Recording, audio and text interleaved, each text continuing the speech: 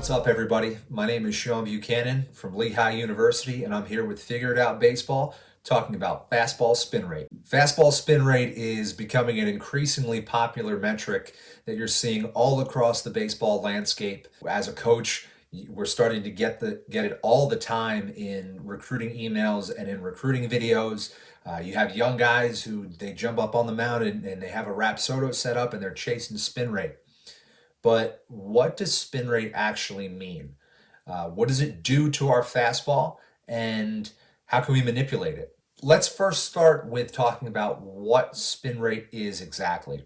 All spin rate is the amount of revolutions that the baseball is making per minute during ball flight.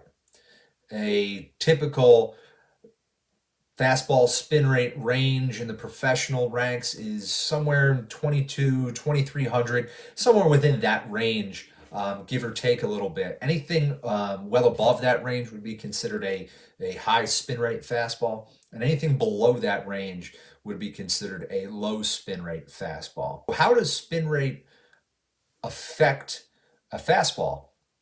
A pitch with a higher spin rate, so a pitch that's spinning above that typical range, what that's going to do is that's just going to fight gravity, or what's called Magnus force, longer than the average or below average spin rate fastball.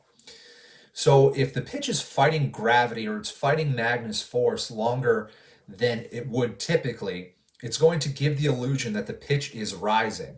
It's not that the pitch actually lifts or rises, it just doesn't fall as fast as a typical pitch would. So it creates an optical illusion that's really, really tricky for hitters to compensate for. When you have a high spin rate fastball, these are the guys that they try to attack up in the zone with it, because you'll induce a lot of swing and misses where you'll have guys swinging underneath the baseball.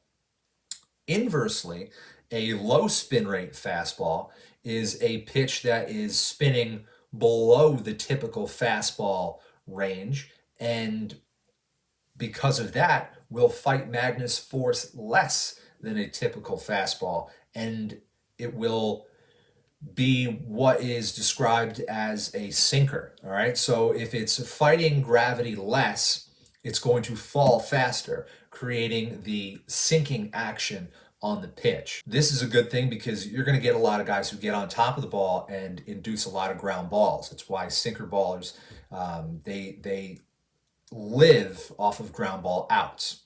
So spin rate, when you think about it, it's not a good thing or a bad thing. It's just something that we need to understand as players and as coaches, so that we know what type of fastball is in our arsenal and how we can use it. It's a little difficult to just determine fastball by the naked eye. It's one of those things where you would have to really see how batters are reacting to your fastball if you're not using technology to pick up on what your spin rate actually is. And ideally, we'd like to figure out beforehand how batters are going to react to our fastball. That's not something that we typically want to try and figure out during the course of a game. We want to figure that out well in advance. So if you're using something like a Rapsodo or a Diamond Kinetics ball, or even the new Stalker radar guns that will actually give you spin rate as well, those are really great tools to let you know where your spin rate is, so that the next time you get up on the mound, you can have that knowledge in advance. You can start to figure out where your fastball is going to play best in the strike zone. Again, my name is Buchanan from Lehigh University, here with Figure It Out Baseball, and this has been Fastball Spin Rate. Be sure to check out some of my new videos where we're going to talk about spin axis, spin direction, and how these things can affect our pitches and how we can measure them.